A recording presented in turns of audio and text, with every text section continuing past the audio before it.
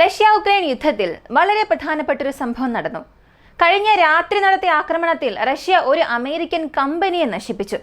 Company ഓഫ്ലൈനായി പോയി എന്ന് മാത്രമല്ല, 25 മുതൽ 30 വരെ ആളുകൾക്ക് ഗുരുതരമായി പരിക്കേറ്റുവെന്നും അവരുടെ ഔദ്യോഗിക വാർത്താക്കുറിപ്പിൽ റിപ്പോർട്ട് ചെയ്തിട്ടുണ്ട്. ഉക്രൈനിലെ അമേരിക്കൻ കമ്പനികളെ റഷ്യ മുൻപൊന്നും ആക്രമിച്ചിട്ടില്ലല്ലോ. അപ്പോൾ ഏതൊരു ബന്ധവുമില്ലാതെ ഇപ്പോൾ ആക്രമിക്കുന്നുവെന്നുണ്ടെങ്കിൽ അതിനുള്ള കാരണം എന്താണ്? മാത്രമല്ല, ഈ സ്ട്രൈക്കിന് പിന്നിൽ നിരവധി കാര്യങ്ങളുണ്ട്. ഇതോടൊപ്പം മറ്റൊരു വാർത്ത വന്നിട്ടുള്ളത്, ഉക്രൈൻ ഉപയോഗിച്ചുകൊണ്ടിരുന്ന 2 പ്രധാനപ്പെട്ട വ്യോമതാവളങ്ങളെ റഷ്യ പൂർണ്ണമായും നശിപ്പിച്ചു. അപ്പോൾ ഈ ചർച്ചകളെല്ലാം നടന്നവസാനിച്ചതിനു ശേഷം, അതായത് ഒരു വശത്ത് ട്രംപും പുടിനും സംസാരിച്ചതിനു ശേഷം പ്രശ്നം അവസാനിക്കും എന്നൊക്കെ പറഞ്ഞു, മറുവശത്ത് യൂറോപ്യൻ ലീഡേഴ്സും ട്രംപും സെലൻസ്കിയും തമ്മിലുള്ള മീറ്റിംഗ് അവസാനിച്ചതിന് ശേഷം പ്രശ്നം അവസാനിക്കുമെന്നൊക്കെ പറഞ്ഞു. എന്നാൽ എവിടെയും ഒന്നും അവസാനിക്കുന്നത് പോലെ തോന്നുന്നില്ല. റഷ്യയുടെ പ്രധാനപ്പെട്ട ഗ്യാസ് ഫ്ലോ ആകുന്ന ഒരു പൈപ്പ് ലൈൻ, റഷ്യയിൽ നിന്നും ഹംഗേരിയിലേക്ക് പോകുന്ന ഒരു പൈപ്പ് ലൈനിനെ ഉക്രൈൻ ഇപ്പോൾ നശിപ്പിക്കാൻ ശ്രമിച്ചിട്ടുണ്ട്. ഇവയെക്കുറിച്ചെല്ലാം ഈ വീഡിയോയിലൂടെ വിശദമായി അറിയാം.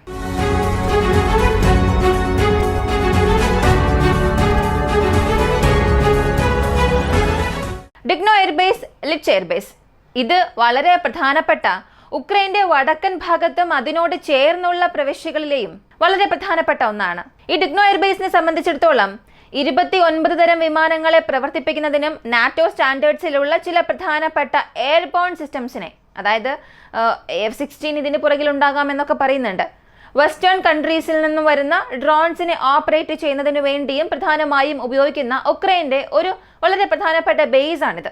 അതുപോലെ ലുട്സ്കിലുള്ള എയർബേസ് എന്നത് വെസ്റ്റേൺ പാർട്ട്നേഴ്സിൽ നിന്ന് വരുന്ന ഉപകരണങ്ങൾ പങ്കിടുന്നതിനും അത് ഉക്രൈനിലേക്ക് ഷെയർ ചെയ്യുന്നതിനും അറ്റാക്ക് ഹെലികോപ്റ്റേഴ്സ്, രഹസ്യാന്വേഷണ ഡ്രോൺസ് ഇവയെല്ലാം ഹൗസിംഗ് ചെയ്യുന്ന വളരെ പ്രധാനപ്പെട്ട ബേസ് ആണ്. ഇവിടെ റഷ്യ ഇന്നലെ നടത്തിയ ആക്രമണത്തിൽ ഈ ലുട്സ്ക് എയർബേസ് പാർഷ്യലി നശിച്ചിട്ടുണ്ട്. ഡുഗ്ന എയർബേസ് നോക്കുകയാണെങ്കിൽ 2 റൺവേസും അൺഓപ്പറേഷണൽ സ്റ്റേറ്റസിലേക്ക് കൊണ്ടുപോയിട്ടുണ്ട്. ഇതിൽ ആകെ 9 KH-101 എയർ ലോഞ്ചർ ക്രൂയിസ് മിസൈലുകൾ ഫയർ ചെയ്തിട്ടുണ്ട്. അതുപോലെ തന്നെ ഈ ആക്രമണത്തിൽ 69-ലധികം ഷാഹിദ് ഡ്രോൺസ് അതിന്റെ സ്വാധീനം ചെലുത്തിയിട്ടുണ്ട്. അവിടെ നിന്നുള്ള ഈ ദൃശ്യങ്ങളെല്ലാം പുറത്തു വന്നതിന് ശേഷം ഉക്രൈനിൽ നിന്നും വലിയ രീതിയിലുള്ള പ്രസ്താവനകളൊന്നും പുറത്തു വന്നിട്ടില്ല. എന്നാൽ അവിടെയുള്ള പ്രാദേശിക മാധ്യമങ്ങൾ അവരുടെ വാർത്തകൾ, അല്ലെങ്കിൽ ഉക്രൈന്റെ വിസിൽ ബ്ലോഗേഴ്സിൽ നിന്നും ലഭിച്ച വാർത്തകളൊക്കെ വെച്ച് നോക്കുകയാണെങ്കിൽ ഈ ഡിഗ്നോ എയർബേസിൽ വെസ്റ്റേൺ പാർട്ട്നേഴ്സിന്റെ ഉപകരണങ്ങൾ ഡിസ്പാച്ചിനായി റെഡിയായി വെച്ചിരുന്നു.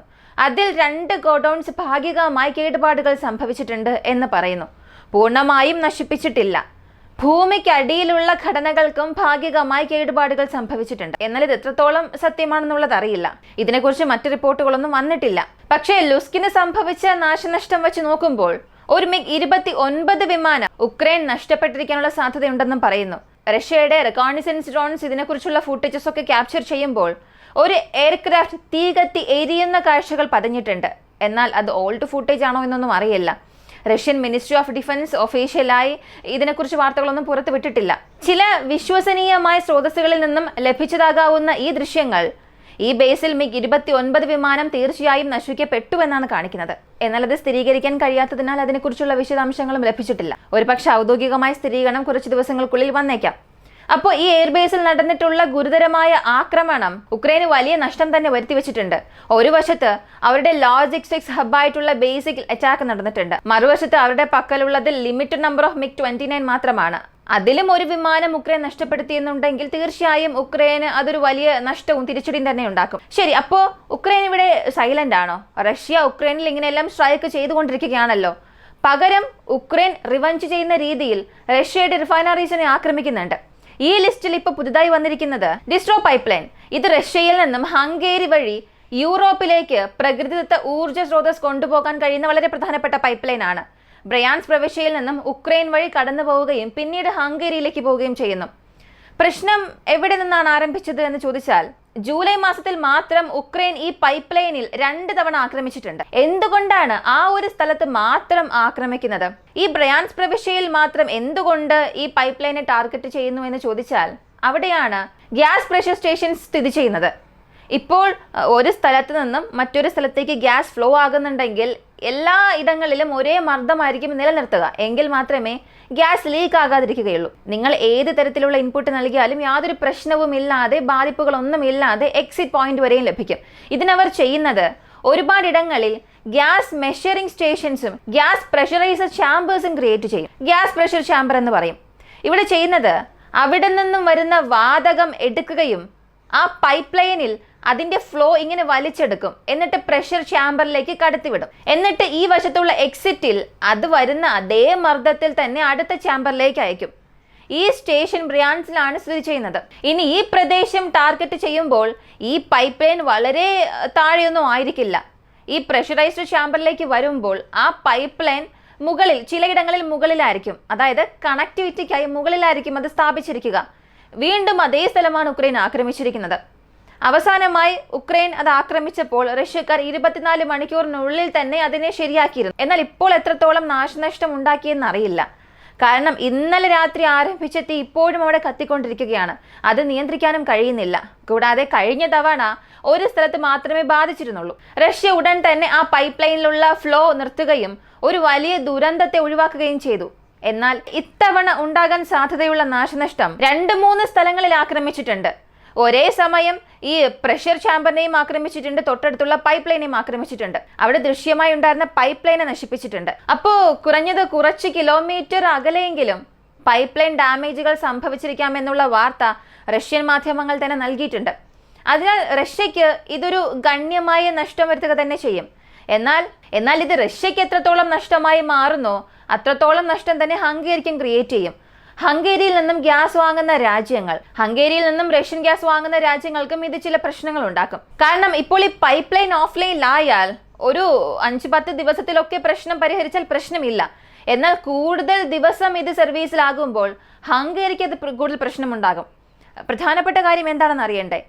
ഈ പൈപ്പ് ലൈൻ തകരാറിലായി, എയർബേസിനെ ആക്രമിച്ചു. ഇതെല്ലാം നമ്മൾ ദിവസവും കാണുന്ന പ്രശ്നം തന്നെയാണ്. ഇതൊരു ദൈനംദിന സംഭവമായി തന്നെ മാറി. ആദ്യമൊക്കെ തുടക്കകാലത്തിൽ ഒരു എയർബേസിനെ ആക്രമിച്ചാൽ അതൊരു വലിയ വാർത്തയായി മാറും. എന്നാൽ ഇപ്പോഴൊക്കെ ദിവസവും സംഭവിക്കുന്നുണ്ട്.